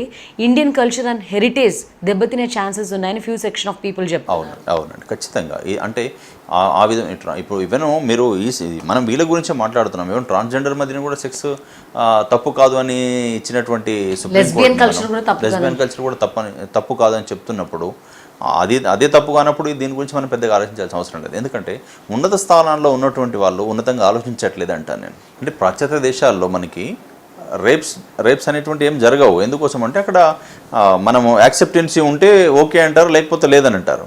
కానీ ఇక్కడ దేశంలో ఏంటంటే మనం చాలా పవిత్రంగా భావిస్తారు కాబట్టి ఇక్కడ యాక్సెప్టెన్సీ లేకపోతే రేపు కిందకే వస్తుంది. ఇతర దేశాలు కూడా మన సంస్కృతిని సాంప్రదాయాన్ని గౌరవిస్తారు. ఇండియా ఇంకా అంత గౌరవింపబడుతుంది అంటే దానికి ప్రధాన కారణం ఈ మూలాలే అని చెప్పి వాటిని కూడా పక్కన పడేస్తే ఈరోజు సుప్రీంకోర్టు ఆ విధమైనటువంటి దాన్ని గౌరవించలేకపోతుంది అని అంటాను. అంటే ఇంకా హిందూ సమాజం లోపలికి లేకపోతే భారతీయ సమాజం లోపలికి చొచ్చుకొని వచ్చేసి ఉన్నటువంటి దానికి వ్యతిరేకంగా తీర్పులు ఇస్తుందని చెప్తాను. నేను సుప్రీంకోర్టు యొక్క డిసిషన్ నేను వ్యతిరేకిస్తాను. ఫర్ ఎగ్జాంపుల్ ఇట్లాంటిది ఏదైనా ఒక టార్చర్, ఒక సైకోయిజం స్టార్ట్ అయింది అనుకోండి, అమ్మాయి ప్రధానంగా ఎవరితో చెప్పుకోవాలి? ఒక ఎగ్జాంపుల్, ఒక న్యూడ్ ఫోటో వైరల్ అయింది, వీడు బెదిరిస్తున్నాడు, అమ్మాయి చచ్చిపోవాలనే డెసిషన్ తీసుకుంది, అప్పుడు ఎవరితో షేర్ చేసుకోవాలి? అందుకనండి తల్లిదండ్రుల దగ్గర ఆ విధమైనటువంటి అంత స్వచ్ఛమైనటువంటి ప్రేమ తల్లిదండ్రుల దగ్గర ఉండాలి. ఆ పిల్లలతో ఆ విధమైనటువంటి ఎఫెక్షనేట్గా ఉండాలి. సమాజంలో చుట్టుపక్కల ఏం జరుగుతుంది అనేటువంటిది మనసు వైపు చెప్పగలగాలి. మీరు నిన్న రీసెంట్లీ చేసినటువంటి ఇంటర్వ్యూలో చాలామంది పేరెంట్స్ మాట్లాడుతుంటే విన్నాను నేను. మీ పిల్లలతో డిస్కస్ చేశారా అంటే చేయలేదు అంటున్నారు. మీ పిల్లలు ఏం మాట్లాడుతున్నారు వింటున్నారా అంటే ఏం మాట్లాడలేదు, దాని గురించి మాట్లాడలేదు. అంటే ఇప్పటికీ కూడా ఎంత పెద్ద సంఘటన జరిగిన తర్వాత కూడా మనసు విప్పి పిల్లలతోటి ఏం జరుగుతుంది అని చెప్పకపోతే, అమ్మ సమాజంలో ఈ విధమైనటువంటి పరిస్థితులు ఉన్నాయి, ఈ విధంగా ఉంది, కాస్త జాగ్రత్తగా ఉండాలమ్మా, ఎవరైనా ఏమనంటే నాకు చెప్పమ్మా అని చెప్పేటువంటి పరిస్థితి తల్లికి కానీ తండ్రికి కానీ ఉన్నప్పుడు మాత్రమే ఇటువంటివి ఆగడానికి అవకాశం ఉంది. అంటే ఇలా గుప్పుడు ఇలా ఉంటేనే చాలా గౌరవంగా ఉంటుంది, ఇలాంటి విషయాలు మేము ఎలా మనసు విప్పి మాట్లాడగలమని వాళ్ళు ప్రశ్నిస్తున్నారు. అంటే మీరు చాటుమాటుగా చేసేటువంటి మీ ఆనందం కోసం చేసేటువంటి వాటి కారణంగా తర్వాత సమాజంలో ఎటువంటి పరిణామాలు సంభవిస్తున్నాయో మనం ఈ యొక్క ప్రణయ అమృత విషయం లోపల చూసాం మనము. కాబట్టి మీ కుటుంబం యొక్క పరువు ప్రతిష్టలు, మీ కుటుంబం యొక్క ఆదాయము, మీ కుటుంబము అతని యొక్క కుటుంబం, రెండు కుటుంబాలు కూడా ఇబ్బంది పడే పరిస్థితి ఉంది. కాబట్టి అదేదో ముందుగానే మనం ఆలోచన చేసుకొని ఒకసారి మనం తల్లిదండ్రులతో మాట్లాడి చెప్పడం వల్ల మాత్రమే సాధ్యమవుతుంది. ఇంకొక ఫ్యాక్టర్ కూడా ఇక్కడ ఉంది. విదేశాల్లో, బయట దేశాల్లో, బయట కంట్రీస్లో, వెస్టర్నైజ్డ్ కంట్రీస్లో సెక్స్ గురించి మాట్లాడడానికి ఎవరు సందేహించరు. దాని గురించి ఓపెన్ డిబేట్స్ కూడా పెడతారు, whether it is media or whether it is public అని చెప్పేసి. బట్ మన ఇండియాలో మాత్రం చాలా సందర్భాల్లో సెలబ్రిటీస్ నోరు విప్పి పెళ్లికి ముందు సెక్స్ తప్పు కాదు అని చాలా సందర్భాల్లో మాట్లాడిన వాళ్ళని యాంటీగా మాట్లాడడం, ట్రోల్ చేయడం చేశారు. ఎగ్జాంపుల్ ఖుష్బూ విషయంలో కూడా జరిగింది. ఇప్పుడు చాలామంది నటులు వచ్చి చెప్తున్నారు సెక్స్ పెళ్లికి ముందు తప్పు కాదని చెప్పి. ఈరోజు సుప్రీంకోర్టు 497 ఎంకరేజ్ చేస్తుందంటే ఒక విధంగా వాళ్ళు చెప్పినా కూడా తప్పులు కాదు. ఎందుకు మన సమాజంలో సెక్స్ ఎడ్యుకేషన్ని పిల్లల పాఠ్యాంశంలో పాటగా చెయ్యాలని చెప్తున్నప్పటికీ కూడా సెక్స్ గురించి పేరెంట్స్ పిల్లలతో ఓపెన్గా మాట్లాడి ఇలాంటి జాగ్రత్తలు తీసుకోవాలి, ఇలాంటి వాళ్ళతో పరిచయాలు చేసుకోకూడదు, మిమ్మల్ని మీరు ప్రొటెక్ట్ చేసుకోవాలి అని ఓపెన్ డిబేట్స్ పెట్టడం లేదు. అవునండి, అదే అంటున్నారు. తల్లిదండ్రులు అది తప్పుగా భావిస్తున్నారు. తల్లిదండ్రులు ఈ విషయం పైన, ప్రేమ గురించో ఇటువంటి విషయాలపైన మనం మాట్లాడడం తప్పు అనేటువంటి ఒక భావంతో ఉన్నారు. అలాగే ఇవాళ ఏ సినిమా చూసినప్పటికీ కూడా ప్రేమకు సంబంధించినటువంటి విషయం తప్ప వేరే విషయమే లేనటువంటి సినిమాలు మనం చూస్తున్నాం. ఇంతసేపటికి కూడా డబ్బులు లేనటువంటి ఒక పేదవాడు ఆ అమ్మాయిని, డబ్బులు ఉన్నటువంటి అమ్మాయిని ప్రేమిస్తాడు, తన హీరోయిజం తోటి అమ్మాయిని కాపాడుకుంటాడు. ఇటువంటి సినిమాలనే మనం 100కి 99 సినిమాలు అలా వస్తున్నాయి. కాబట్టి అది యువత పైన ప్రభావం చూపిస్తుంది. అందుకనే మీరు ఆ అమ్మాయి యొక్క డైలాగులు చూడండి, ప్రతిదీ సినిమా డైలాగులే ఉన్నాయి తప్ప అక్కడ న్యాచురల్గా ఉన్నటువంటి సహజమైనటువంటి విధమైనటువంటి భాష లేదు, ఆ పదజాలం లేదు. ఇలాంటి మధ్యకాలంలో వచ్చిన ఎలాంటి సినిమాలు ప్రభావం చూపిస్తాయి అంటున్నారు? చాలా అన్ని సినిమాలు ఆ విధమైన ఉంటుంది. అందరూ కూడా ఉన్నతమైనటువంటి వాళ్ళ కుటుంబాలకు సంబంధించిన అమ్మాయిలు పెళ్లి చేసుకుంటారు, ఆ తర్వాత అతను ఎదిరిస్తాడు, ఫైట్ చేస్తాడు, అతను నిలబెట్టుకుంటాడు. ప్రతి సినిమాలు కూడా తండ్రి విలన్. అందుకని మీకు మొదట్లో ఎందుకు అమృతకు అన్ని వేల మంది, లక్షల మంది ఎందుకు సపోర్ట్ చేశారు అంటే కేవలం ఆ సినిమాలో ఉన్నటువంటి హీరోయిజం, అతను హీరోయిజం చేశాడు కాబట్టి అమృత కూడా ఆ విధంగా ప్రేమ కోసం నిలబడింది కాబట్టి మనం సపోర్ట్ చేయాలనేటువంటి ఆలోచనతోటి, కేవలం ఆలోచనతోటి మాత్రమే వాళ్ళకి సపోర్ట్ చేశారు. అమ్మాయిల ప్రొటెక్షన్కి సంబంధించి షీ టీమ్స్, ప్రభుత్వాల తరపున సైబర్ టీమ్స్, లేకపోతే పోలీస్ డిపార్ట్మెంట్ చాలా ప్రొటెక్టివ్గా ఎప్పుడు ఎవరు ఫోన్ చేసినా కూడా స్పందిస్తారంటారు. కానీ ఇన్ని సదుపాయాలు ఉన్నా కూడా అమ్మాయి ఫ్యామిలీ పరువును దృష్టిలో పెట్టుకొని, సోషల్ స్టేటస్ని దృష్టిలో పెట్టుకొని ఒక పోలీస్ స్టేషన్లో అడుగు పెడితే మా పరువు పోతుంది, ఒక కోర్టులో అడుగు పెడితే మా పరువు పోతుంది. ఈ చట్టాలని, ఈ సదుపాయాలని సద్వినియోగం చేసుకోవడంలో అమ్మాయి ఫెయిల్ అవ్వడానికి ప్రధాన కారణాలు ఇవే అంటున్నారు. అంటే మనము తల్లిదండ్రులే మొట్టమొదటిగా మనం అనుకున్నట్టుగా అన్ని విషయాలపైన అవగాహన కల్పిస్తే ఈ షీ టీంలో వీటి యొక్క అవసరము, పోలీస్ స్టేషన్లో ఎటువంటి అవసరం రాదు. తన జాగ్రత్తలో తాను ఉంటుంది. తను ఏది మంచి ఏది చెడు తన నిర్ణయం తీసుకోగలదు. కాబట్టి ఫస్ట్ ఓపెన్ అవ్వాల్సింది తల్లిదండ్రులు ఓపెన్ అయ్యి ఏది మంచి ఏది చెడు చెప్పగలిగినప్పుడు, ఆ వయసులో ఎటువంటి ఆలోచనలు ఉంటాయి, వాటిని ఏ విధంగా మనం ఏ విధంగా వాటికి అనుగుణంగా ఉండాలి అనేటువంటి చెప్పగలిగినప్పుడు అన్ని సమస్యలకు అదే పరిష్కారం అవుతుంది. ధైర్యం చేసి పోలీసులు మెట్లెక్కే ప్రయత్నం ఎన్ని కుటుంబాలు చేస్తున్నాయి? దాని తర్వాత వచ్చే కాన్సిక్వెన్సెస్ చుట్టుపక్కల వాళ్ళ ఎక్కిరింపులు కానీ, వేధింపులు కానీ భరించే స్థాయి మాకు లేదు అని కొంతమంది అంటున్నారు. మనం ఆ సమాజంలో ఉన్నాం, తప్పదు. ఇంకా అంటే ఎందుకు మరి ఫాల్స్ ప్రెస్టేజ్, మారుతిరావు ఎందుకు చంపాడంటే ఫాల్స్ ప్రెస్టేజ్ కోసం చంపాడు అంతే. అదే ఉన్నత వర్గాల్లో ఇప్పుడు మనం సినిమా హీరోలు చాలా సంబంధించినటువంటి చూస్తున్నాము, ఎక్కడ మనకు ఆ విధమైనటువంటి కనిపించట్లేదు. అలాగే కింది వర్గాల్లో ఉన్నటువంటి సందర్భాల్లో చూస్తున్నాము, ఎక్కడ కూడా మనకు ఆ విధమైనటువంటి కనిపించట్లేదు. ఎందుకు కనిపించింది అంటే ఆ విధమైనటువంటి ఆయన ప్రెస్టేజ్గా ఫీల్ అయ్యాడు, దాని విషయం లోపల ఆ విధంగా ఫీల్ అయిపోయాడు. అందరూ ఆ విధంగా ఫీల్ అవుతారని నేను చెప్పలేము. అది వ్యక్తికి తేడా ఉంటుంది. ఒక వ్యక్తికి ఆ విధమైనటువంటి చాలా తప్పు అనిపిస్తుంది, ఇంకొక వ్యక్తికి చాలా సాధారణం అనిపిస్తుంది. ఈ సాధారణం అనిపించినటువంటి వ్యక్తి అతను పట్టుకొని ఇది ఎందుకు ఇంత సీరియస్గా తీసుకున్నావు అని అంటే దానికి అర్థం లేదు. అంటే ఇక్కడ మరో యాంగిల్ కూడా చెప్తున్నారు, హ్యాపీగా యాక్సెప్ట్ చేసేసి ఒక్కతే కూతురు ఆ అబ్బాయికి బిజినెస్ పెట్టించి ఫైనాన్షియల్ సపోర్ట్ ఇచ్చినా మంచిగా క్లిక్ అయ్యేవాడని కూడా కొంతమంది. అవును, సంతోషం. నేను కూడా అదే అంటున్నాను, ఆ విధంగా చేస్తే సంతోషమే ఉండేది. కానీ ఆ విధంగా చేయకుండా ప్రణయ్ ప్రేమ వాస్తవం అయి ఉంటే, ఎందుకంటే ఇంకో కొన్ని సందర్భాలు కూడా చూసాం, పెళ్ళై దగ్గర తీసుకున్న తర్వాత మళ్ళీ ఆయనకున్న అలవాట్ల ప్రకారం ఇల్లీగల్ రిలేషన్స్ పెట్టుకుని అమ్మాయిని మోసం చేస్తే అప్పుడు ఏం చేయలేరు కూడా. అంటే ఒక్కతే కూతురు, కోట్ల ఆస్తి ఉంది, అందమైనటువంటి అమ్మాయి, ఆ విధమైనటువంటి అమ్మాయిని అతను ఎన్ని ఆశలతో పెంచుకున్నాడు. అంటే ఎటువంటి వాళ్ళకి ఇవ్వాలని కోరుకున్నాడు, ఏ విధమైనటువంటి స్థితిలో చూడాలనుకున్నాడు, ఇటువంటి స్థితిని చూడాలనుకున్న అమ్మాయి ఆ విధమైనటువంటి స్థితిలో ఉండడం తట్టుకోలేకపోయాడు అతను అంటున్నాను నేను. అంటే మన ఒక్క యాంగిల్లో ఎందుకు చూస్తాం, అసలు మనలాగే ఎందుకు సమాజం ఉండాలని కోరుకుంటున్నాం? ఇవాళ సుప్రీంకోర్టు ఒక డెసిషన్ ఇచ్చిందండి, అతను తన యాంగిల్లో ఇచ్చాడు, జడ్జి ఏమి ఇచ్చాడు, తన యాంగిల్లో ఆలోచన చేసినప్పుడు ఇది కరెక్టే అన్నాడు. అది అసాధ్యం, ప్రతి ఒక్కరిని సాటిస్ఫై చేయడం అనేది అసాధ్యం. మరి ఎవరి యాంగిల్లోనే మనం వాళ్ళనే చూడాలి. ఇప్పుడు ఒక్కరిని మనం ఒకే యాంగిల్లో చూడడానికి అవకాశం లేదు. ఒక కొన్ని సంఘటనలు చాలా చిన్న విషయం. ఇప్పుడు మీరే ఉన్నారు, మీరు బొద్దింకను చూస్తే భయపడతారు, నేను భయపడను. మీ యొక్క స్థితి మీది, నా యొక్క అది ఒక సేమ్ ఒక థింగ్ గురించి మనం భయపడే వాళ్ళు ఉన్నారు. మానసిక స్థితి అది, దాన్ని ఆయన చాలా సీరియస్గా తీసుకున్నాడు. అందరూ సీరియస్గా తీసుకోవాలని లేదు. అందుకని నేను ఏమంటున్నానంటే దాన్ని సమాజానికి పోయేకండి. సమాజం అంతా చెడే కాదు, సమాజం అంతా ప్రేమకు వ్యతిరేకం కాదు, సమాజం అంతా చంపడం లేదు. సోకాల్డ్ అగ్రవర్ణాల పేరుతో ఎవరినైతే మీరు విమర్శిస్తున్నారో వాళ్ళందరూ కూడా ఈ విధంగా వెంటపడి చంపేటువంటి వాళ్ళు కాదు, అందరూ ప్రేమలను వ్యతిరేకించేటువంటి వాళ్ళు కాదు.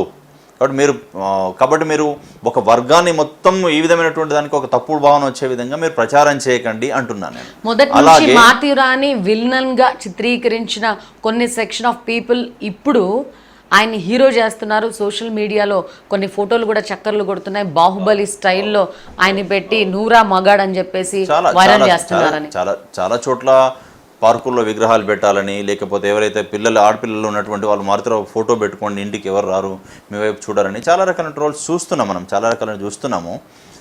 వాళ్ళందరికీ నేను ఒకటే అంటున్నాను, వాళ్ళ యొక్క ఆలోచన ఆ విధంగా ఉంది. వాళ్ళ ఆలోచన కూడా మనమే మార్చాలి అనేటువంటి తప్పు అవుతుంది. నువ్వు ప్రేమికులను ఎంత సమర్థిస్తున్నారో తల్లిదండ్రులను సమర్థించేటువంటి ఒక సెక్ట్ ఉంది, ప్రేమికులను సమర్థించేటువంటి ఒక వర్గం ఉంది.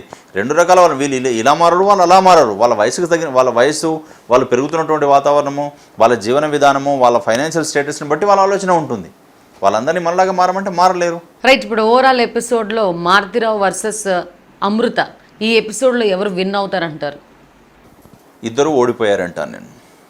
ప్రేమని గెలిపించుకోవడంలో అమృత ఓడిపోయింది. ప్రేమని గెలిపించుకునేటువంటి దాని లోపల ప్రణయ్ ఓడిపోయాడు. అలాగే కూతురు పైన ఉన్నటువంటి ప్రేమ నిలబెట్టుకోవడంలో మారుతిరావు ఓడిపోయారు. ఇద్దరు ఓడిపోయారు, ఎవరూ గెలవలేదు దీని లోపల. కాబట్టి ఇద్దరిది ఈ ఎపిసోడ్లో ఇద్దరిది ఓటమే అంటాను నేను, ఎవరిది గెలుపు కాదు. రైట్. ఓవరాల్గా మీరు ఆడపిల్లలకు చెప్పే జాగ్రత్తలు ఏంటండి, being responsible advocate in the society? ఒకటేనండి, మనకు ఆ వయసులో ఒక స్కూల్ కాలేజ్ వయసులో వచ్చేటువంటి ఆలోచనలు తప్పనిసరిగా వస్తాయి. శరీరంలో ఉన్నటువంటి మార్పులు, సమాజంలో ఉన్నటువంటి మార్పులు అవన్నీ కూడా ఒక బాలిక, ఒక అమ్మాయి పైన కానీ అబ్బాయి పైన కానీ ప్రభావం చూపిస్తాయి. ఆ ఎఫెక్షన్స్ అనేటువంటిది ఖచ్చితంగా ఉంటాయి. ఆ ఎఫెక్షన్స్కి వాటికి ఎంత సమయం ఇవ్వాలి, ఎంత మనము దానికి ప్రియారిటీ ఇవ్వాలి అనేది మన చేతిలో ఉన్నటువంటిది.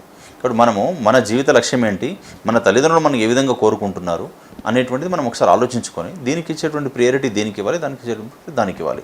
ఫస్ట్ ప్రియారిటీ మన జీవితంలో ఎట్లా సెట్ అవ్వాలనేది తప్ప ప్రేమ అనేటువంటిదే జీవితం కాదు. జీవితంలో ప్రేమ ఒక భాగం మాత్రమే, పెళ్ళి అనేటువంటిది కూడా ఒక భాగం మాత్రమే. కాబట్టి ఆ పెళ్ళి ప్రేమ కారణంగా మన యొక్క గోల్ ఏదైతే ఉందో దానికి రీచ్ అవ్వడానికి అది కూడా ఉపయోగపడాలి, అంతే తప్ప అది మన గోల్కి అది అడ్డం కాకూడదు. కాబట్టి ఫస్ట్ ప్రియారిటీ మనం ప్రేమకి ఇచ్చినామనంటే మనకి ఎటువంటి లక్ష్యం లేకుండా బతుకుతున్నామని. నేను ఏమంటున్నానంటే మనకి ఒక లక్ష్యం ఉంటే బహుశా ఇదే అమృతకు నా జీవితంలో నేను ఇంత సక్సెస్ కావాలి, ఎస్ నాకు ఫైనాన్షియల్గా ఉంది, మంచిగా ఉంది, అన్ని రకాలుగా మా నాన్న చూసుకుంటున్నాడు కాబట్టి నా ఫైనల్ గోల్ ఇది. బహుశా ఆ తల్లిదండ్రులు కూడా అమ్మాయికి ఆ గోల్ పెట్టుంటే, అమ్మ నువ్వు ఇది రీచ్ అవ్వాలరా అని గోల్ పెట్టుంటే ఈ విధమైనటువంటి వీటికి ఎక్కువ ప్రియారిటీ వచ్చేది కాదేమో. బహుశా గోల్ పెట్టని కారణంగా మాత్రమే ఇవాళ ఆమె గోల్ ప్రేమ అయిపోయింది, ఆమె గోల్ ప్రణయ్ అయిపోయాడు, ఆమె గోల్ ప్రణయ్ యొక్క లక్ష్యం అయిపోయింది, ఆమె గోల్ ప్రణయ్ యొక్క బేబీని కాపాడుకోవడం అయిపోయింది. అంటే ఒక చిన్న విషయం కోసమే తన జీవితాన్ని, తన యొక్క నిండు జీవితాన్ని ఒక చిన్న విషయం కోసం ఆలోచన చేస్తుంది. ప్రణయ్ విగ్రహం పెట్టాలని, ప్రణయ్ పాఠం పెట్టాలని, లేకపోతే ఇంకొకటి ఆలోచన చేస్తుంది. బహుశా ఆమె గోల్ కనుక ఒకవేళ బహుశా ఆమె యొక్క గోల్ ఇంకా పెద్దగా ఉంటే, ఆమెతో ఒక రకమైనటువంటి ఒక ఆలోచన చేసి ఉంటే, ఈ దేశం కోసమో, ఈ సమాజం కోసమో, లేకపోతే ఒక సైన్స్ కోసమో, ఇంకో దానికోసం ఆలోచన చేసి ఉంటే, అమ్మ నీ గోల్ ఇది అని బహుశా ఒక పెట్టుంటే ఈమెకి ఈ యొక్క ప్రణయ్ అనేటువంటి వాడు, ఈ ప్రేమ అనేటువంటి చాలా చిన్నగా కనిపించేది. ఇప్పుడు ప్రతి అమ్మాయికి నేను చెప్తుంది ఏంటంటే ఫస్ట్ మనం గోల్ సెట్ చేసుకోండి. ఒక తల్లిదండ్రులు కూడా ఒక గోల్ సెట్ చేయండి. అమ్మ నీ లక్ష్యం ఇది అన్నప్పుడు ఆ లక్ష్యంతో కంపేర్ చేసుకున్నప్పుడు అక్కడ ప్రేమ ఇవన్నీ కూడా తక్కువ కనిపిస్తాయి. రైట్, ప్రేమ కూడా ఉపయోగపడుతుంది మనకి. ఎప్పుడు ఉపయోగపడుతుంది? రైట్, మేము ఇద్దరం కలిస్తే ఇంకా ఎక్కువ సక్సెస్ అవుతుంది, నా గోల్కి నేను త్వరగా రీచ్ అవుతాను, రైట్, ఆయన కూడా సైంటిస్ట్, నేను కూడా సైంటిస్ట్, ఇద్దరిని కలిసి ఇంకా రీసెర్చ్ చేస్తే ఇంకా డెవలప్ అవడానికి అవకాశం ఉంది. లేదు నాకు ఈ విధమైనటువంటి ఈ యాంగిల్ లోపల ఇతను ఉపయోగపడతాడు, ఇట్లా అనుకున్నప్పుడు మాత్రమే వాళ్ళు ఇంకా సక్సెస్ అవ్వడానికి అవకాశం ఉంటుంది తప్ప చిన్న చిన్న కోరికల కోసమో, శారీరక సుఖం కోసమో, లేకపోతే ఆ చిన్న చిన్న ఆనందాల కోసం అంటాను. చిన్న చిన్న ఆనందాల కోసం అంటే నాకు స్నానం చేయించేవాడు, నాకు తినిపించేవాడు, లేకపోతే నాకు అక్కడికి తీసుకెళ్లేవాడు, అది చాలా చిన్న ఆనందాలు అవన్నీ కూడా. అవి జీవితంలో ఒక చాలా చిన్న పార్ట్స్ అవి.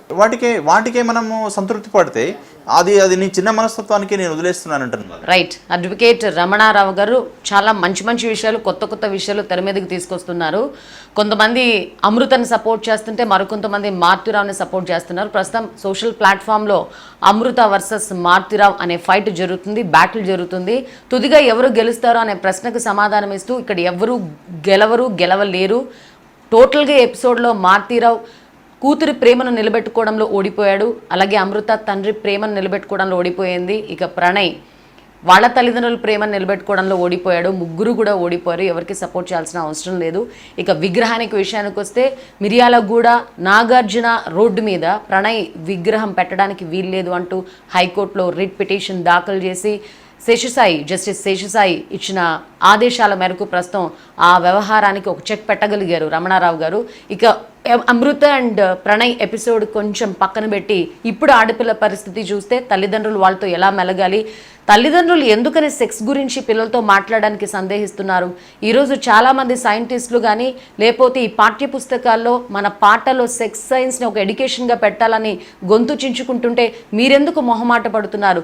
తల్లిదండ్రులు కనుక ఆడపిల్లలతో స్నేహితులుగా మెలిగి వాళ్లకు చెప్పాల్సిన జాగ్రత్తలు చెప్పి సెక్స్ గురించి మనం ఎలా సేఫ్టీ జోన్లో ఉండాలి, ఒక వ్యక్తి తర్వాత మన సమాజంలో జరిగే ఈ పరిణామాల నుంచి మనం ఎలా మనల్ని మనం ప్రొటెక్ట్ చేసుకోవాలి అన్న విషయాల గురించి తల్లిదండ్రులు కనుక ఓపెన్గా కూర్చోబెట్టి పిల్లల్ని కౌన్సిల్ చేస్తే ఇలాంటి అమృతలు ఇంకా పుట్టుకురారు. అండ్ వన్ మోర్ థింగ్, అమృతకు ఒక టార్గెట్ లేదు, ఒక గోల్ లేదు.